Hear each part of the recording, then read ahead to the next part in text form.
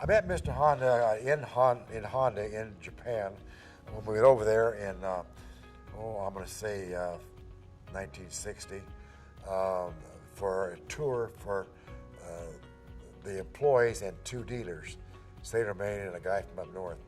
And I met him in his office, real nice guy. And then in 61, maybe in 62, I think, he came over here with his daughter. Her name was Chautauqua, and his son, whose name was Hiro. Hiro's still a factor in the sports business, as you know, in Japan, and his wife. And they come to our place on Pico Boulevard, and he says, well, I've heard about this race down in Daytona, and we got some racing going in Europe, and they had a guy named Phil Reed running a four-cylinder Honda that I'd never seen up to then, And he says this race down there it wasn't an AMA race, it was an AFM race. One of the early organizations that was competing with AMA, trying to compete with them. They lasted for several years, but anyway, you didn't have to qualify the number of motorcycles you had to import in order to qualify for a racer. The AMA at that time, you had to have 200 motorcycles that you sold retail in order to have that model number qualified to be raced in AMA races. With the other organization, whatever you brought, you race. And so he brought Phil Reed over, and this four-cylinder, square four-stroke, weird-looking motorcycle. I only seen that one. I never saw him again. To race, and he just blew everybody in the weeds. There wasn't anybody close to him, But really interesting in knowing Mr. Honda, because we left Pico Boulevard, and those of us who travel no distances, and we're in the Cadillac that he rented. Okay, we're going to miss first night in El Paso. Well, there wasn't any freeways. We left pretty early in the morning, The Interstate 8 didn't exist then, or 10. So we sucked it off. We got there in the afternoon, late in the afternoon in El Paso, Texas, and across the border. And next morning we got up, and he says, we're in El Paso. Yeah, it's Texas. We'll be in Texas for a while. And Mr. Honda said, okay, we'll get in. And we drive along, and they were real good travelers. They didn't want to stop every truck stop or service station to go potty. They just traveled. They were real good at that. And that night we got to Beaumont, Texas. We stopped to see a friend of mine who I'd set up as a Honda dealer. He also was a Triumph dealer I knew before that, named Woody Leon, another character. And then we had a room there. It was a little bit late at night. It was 10 o'clock at night. And Mr. Honda came to me, he says, I don't want to mention this, but we've been in Texas all day. He said, are you sure you're not lost? No, Mr. Honda, it's 980 miles across Texas, whatever it was at that time, and no freeways. So he kind of laughed at that, but the next day we got over to Daytona, so we did real good with that. And he enjoyed the races.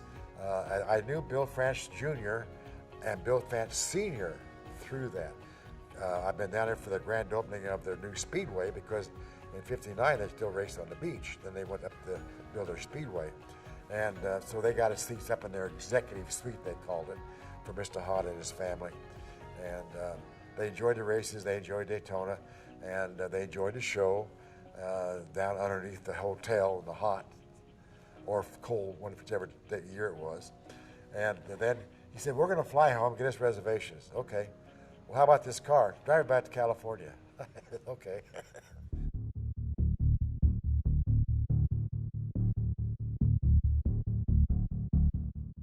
When I started with Kawasaki, I was the only guy in the sales department. Alan Masick was the vice president general manager then, and a couple other gringos, one in the service department, and I don't know who was in the parts department. Anyway, so I just started calling on dealers and set up, and then after a short period of time, we ended up with quite a few district managers, so I came in the office to be what was termed dealer sales manager. Why I got that term, I got no idea.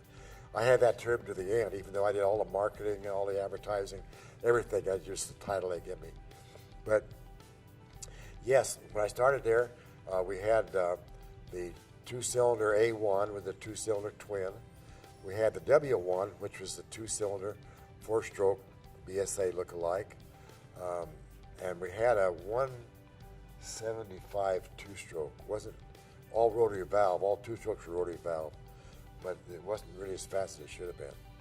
But the first thing we started introducing was an identity. We looked around and we go to these shows like Houston show, and you've been there 100 times like I have. And here's, boy, Honda's got red and they're flying it, and Yamaha's got yellow and black and they're flying it, and then Suzuki had blue then, but Yamaha's got it now, but Suzuki had blue back in those days. Here's Kawasaki. This is where Stanley Betts comes in the picture. Early days of Kawasaki,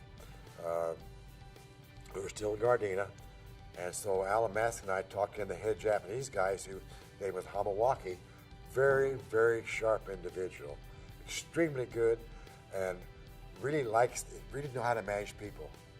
When he give you a project and he give you your budget, he never talked to you again until you come and ask for more money or the other project's finished. Sure, baby, go with it. So I said, we got to have this identity. Let me go talk to Stanley. So I out there saw Stanley. He says, look, I can't tell you to paint things like that, but I got a painter that drinks wine, smokes dope. He lives over here in La Harbor in the Quonset hut. You go talk to him.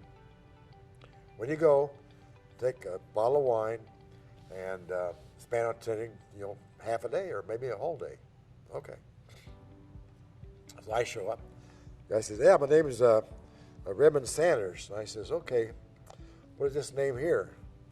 Oh, that's kind of how I go by that name. It's Molly. Well, that's where I met Molly. Hadn't done any motorcycle work at all. He was painting some race cars for Indianapolis, as a matter of fact, when I was in that day. And he was real known in paint creating and everything. So I carried him over to a corporate meeting, and he wore clean shorts and a clean T-shirt. That was about best like that, but he came over to a corporate meeting, and they asked him a bunch of questions, and he says, all I can tell you is that I will research the market. I will come up with a color that no one has this day. They may have in the future, but they don't have it today. And if they have it in the future, it won't be in the motorcycle business. And so I said, okay. So we sent over a bunch of tanks and fenders and stuff, And he paid up some. I stopped by every 3-4 days. How you doing, Molly? Oh, I'm still working on this one, and I see weird colors over here and weird colors. And finally, I went in there one day and they had this lime green on a gas tank. What's that, Molly? That's the color that Porsche is going to come out with in 2 years. Haven't got it out yet. But they don't think there's so many of them, but they're going to introduce it. And I think it would attract attention to you like no tomorrow. Okay, Molly. So we painted up some gas tanks and some fenders and stuff and bolted them on some motorcycles, put them out in the parking lot, and had our corporate meeting out there in the parking lot, And the Japanese walk by this green, then they look at the red, they walk by, they look at the yellow, they look at all the different bikes, these colors, but they always come back to look at that green. Well, here's where Hamawaki really shined, being the executive he was. We got in the meeting after that with Alan Masick. Paul Collins was my sales advertising manager then, and myself. And he says, well, it's going to boil down to a decision. And I'm going to rely on Mr. Graves to get you guys, they always call you Mr. Graves, to get you guys' opinion together to come up with one color. So us 3 guys went out to have lunch, and I sold them on the green. I says, as long as they give us some money, we can back this up with. It's got lots of possibilities, clothing, lots of possibilities. And so, how much you need? Well, we're talking about 1969. The money went a long ways back then. I need about $350,000. Okay, let's present the color to Hamawaki. Tell him we want $350,000 extra money in our promotional budget to push this green. Hamawaki says, Mr. Graves, can you sell those motorcycles? Yes, sir. Paint them. That was it. That's how Kawasaki came to light.